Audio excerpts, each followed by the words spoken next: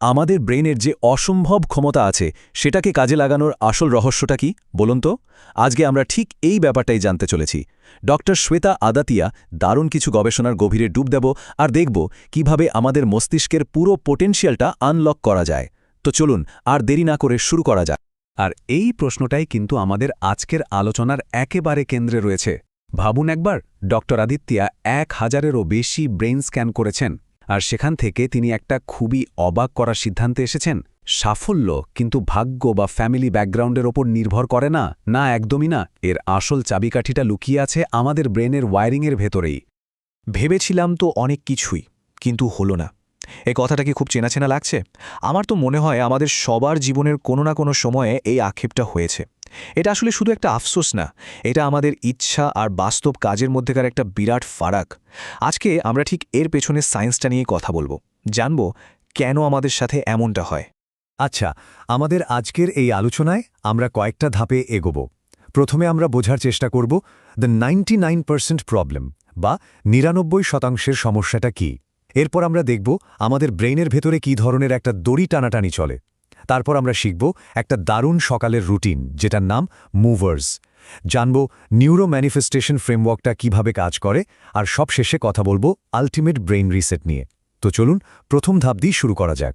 তো আমাদের প্রথম সেকশন, দ্য 99% প্রবলেম, মানে কেন বেশিরভাগ মানুষই তাদের স্বপ্নের এত কাছাকাছি এসেও শেষ পর্যন্ত আটকে যায়।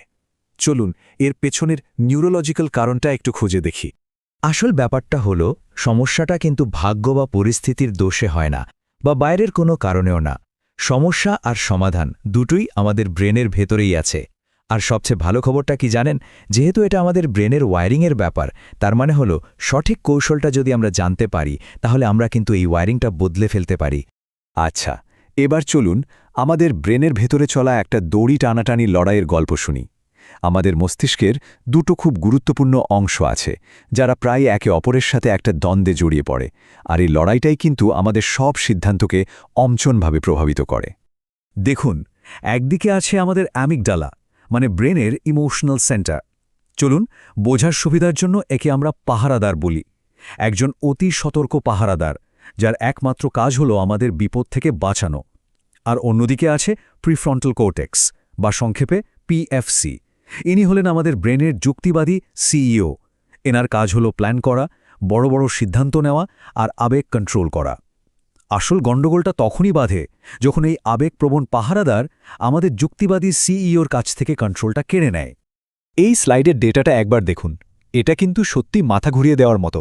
একটা ইঁদুরের ব্রেনের মাত্র 7% হলো তার সিইও, মানে প্রিফ্রন্টাল কর্টেক্স, আর মানুষের ক্ষেত্রে প্রায় 40%।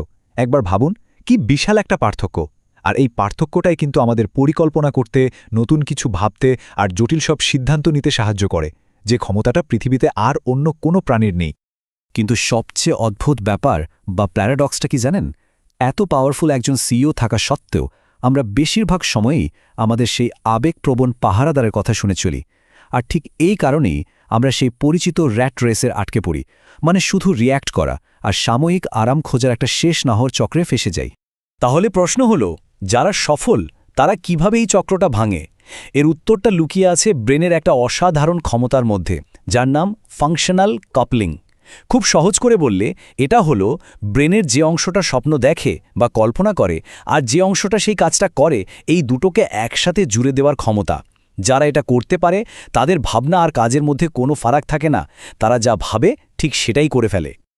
আচ্ছা, থিওরি তো অনেক হলো, এবার চলুন কিছু প্র্যাকটিক্যাল সলিউশনের দিকে যাওয়া যাক। কি বলেন? ডক্টর আদাতিয়া টপ অ্যাথলিট, লিডার আর যারা নিয়মিত মেডিটেশন করেন তাদের ব্রেইন স্টাডি করে একটা সকালের রুটিন তৈরি করেছেন। এই রুটিনটা আমাদের ব্রেইনকে সাফল্যের জন্য একদম তৈরি করে দিতে পারে। এই পাওয়ারফুল ফ্রেমওয়ার্কটার নাম হলো মুভার্স। এখানে এম মানে মেডিটেশন, যেটা আমাদের ব্রেনের সিইওকে আরও শক্তিশালী করে। ও হলো অক্সিজেনেশন, মানে ঠিকঠাক শ্বাস-প্রশ্বাসের মাধ্যমে পিএফসিকে অ্যাক্টিভেট করা।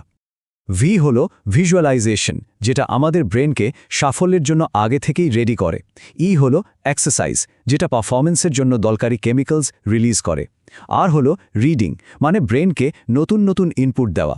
আর সবশেষে এস হলো স্ক্রাইবিং বা লেখা, যেটা আমাদের সব চিন্তা আর প্ল্যানকে একদম পরিষ্কার করে দেয়। এই অক্সিজেনেশন পার্টটা কিন্তু আমার কাছে খুব ইন্টারেস্টিং লাগে। রিসার্চে দেখা গেছে আমরা যদি আমাদের নিঃশ্বাস নেওয়ার হারটা প্রতি মিনিটে মাত্র 5.5 বারে নামিয়ে আনতে পারি, তাহলে এটা সরাসরি আমাদের ব্রেনের সিইও মানে প্রিফ্রন্টাল কর্টেক্সকে অ্যাক্টিভেট করে, আর এর ফলে আমরা অনেক বেশি শান্ত আর ফোকাসড হতে পারি। সকালের রুটিনটা তো গেল, এর পরের ধাপটা হলো আমাদের ব্রেনকে সচেতনভাবে আমাদের গোলের সাথে কানেক্ট করা। এই সেকশনে আমরা শিখব কিভাবে আমরা আমাদের ব্রেইনের ওয়্যারিং বদলে দিয়ে নিজেদের বাস্তবতাকে নতুন করে সাজাতে পারি। ডক্টর আদাতিয়া এই প্রসেসটাকে বলেন নিউরো ম্যানিফেস্টেশন, আর এর 4টে মূল পিলার আছে। প্রথমটা হলো ট্রেন দ্য ব্রেইন, মানে কঠিন কাজ দিয়ে ব্রেনকে ট্রেনিং দেওয়া। দ্বিতীয়টা অ্যাবসলিউট ক্ল্যারিটি, মানে লক্ষ্যের ব্যাপারে একদম পরিষ্কার থাকা। তৃতীয়ত এনফোর্স, মানে প্রতিদিন সেই লক্ষ্যটাকে চিন্তা আর অনুভূতি দিয়ে অনুভব করা। আর চতুর্থ গ্র্যাটিটিউড বা কৃতজ্ঞতা। আর এই শেষেরটা, এটা অবিশ্বাস্য রকম পাওয়ারফুল। রিসার্চ বলছে প্রতিদিন যদি আমরা কৃতজ্ঞতা প্র্যাকটিস করি, তাহলে আমাদের সেই ইমোশনাল পাহারাদার মানে অ্যামিগডালা প্রায় 30% পর্যন্ত শান্ত হয়ে যেতে পারে। ভাবা যায়? কিন্তু একটা কথা মাথায় রাখতে হবে, আমরা যত কৌশলই শিখি না কেন, সব কিছুই কিন্তু ব্যর্থ হয়ে যাবে যদি এর ফাউন্ডেশন বা ভিত্তিটাই দুর্বল থাকে। আর আমাদের ব্রেইনের পিক পারফরমেন্সের জন্য সেই সবচেয়ে জরুরি ভিত্তিটা হলো ঘুম। এটা কোনো অপশন না, এটা অ্যাবসোলুটলি মাস্ট। ঘুম মানে কিন্তু ব্রেনের ছুটি নেওয়া না, বরং এটা ওর সবচেয়ে ব্যস্ত সময়। ঘুমের প্রথম 4 ঘণ্টায় ব্রেইন একটা ক্লিন আপ ক্রুর মতো আমাদের শরীরকে রিপেয়ার করে। পরের 4 ঘণ্টায় ও একজন ফাইলিং ক্লার্কের মতো সারাদিনের সব মেমোরি আর এক্সপেরিয়েন্স গুছিয়ে রাখে। আর পুরো সময়টা ধরেই গ্লিমফ্যাটিক সিস্টেম একটা ওয়েস্ট ডিসপোজাল সিস্টেমের মতো ব্রেইন থেকে সব টক্সিন পরিষ্কার করতে থাকে। এই তথ্যটা শোনার পর একবার চুপ করে ভাবুন, মাত্র 7 দিন ঠিকমতো না ঘুমালে আমাদের শরীরের প্রায় 800টা জিন পার্মানেন্টলি ডিলিট হয়ে যেতে পারে। হ্যাঁ, আপনি ঠিকই শুনেছেন, স্থায়ীভাবে। এটা একদম চোখে আঙুল দিয়ে দেখিয়ে দেয় যে ঘুম কোনো বিলাসিতা না, এটা আমাদের জেনেটিক লেভেলে টিকে থাকার জন্য অপরিহার্য। সুতরাং ফাইনাল কথাটা হলো, ঘুম মানে ব্রেনের সুইচ অফ করে দেওয়া না, এটা হলো ওর সবচেয়ে জরুরি রিপেয়ার আর আপগ্রেড সাইকেল। যদি আমরা আমাদের সেরা পারফরম্যান্সটা দিতে চাই, তাহলে ঘুমকে প্রায়োরিটি লিস্টের একেবারে ওপরে রাখতেই হবে। সব শেষে পুরো আলোচনাটা আমাদের একটা খুব শক্তিশালী সত্যের সামনে এনে দাঁড় করায়। আমাদের ব্রেন হলো একটা অসাধারণ কমান্ডার, কিন্তু সে চলে আমাদের কমান্ডে, ও শুধু আমাদের আদেশের অপেক্ষায় থাকে। এখন প্রশ্ন হলো, আজ আমরা আমাদের ব্রেনকে কি আদেশ দেব? ভবিষ্যৎটা তৈরি করার সেই ক্ষমতা কিন্তু আমাদের হাতেই।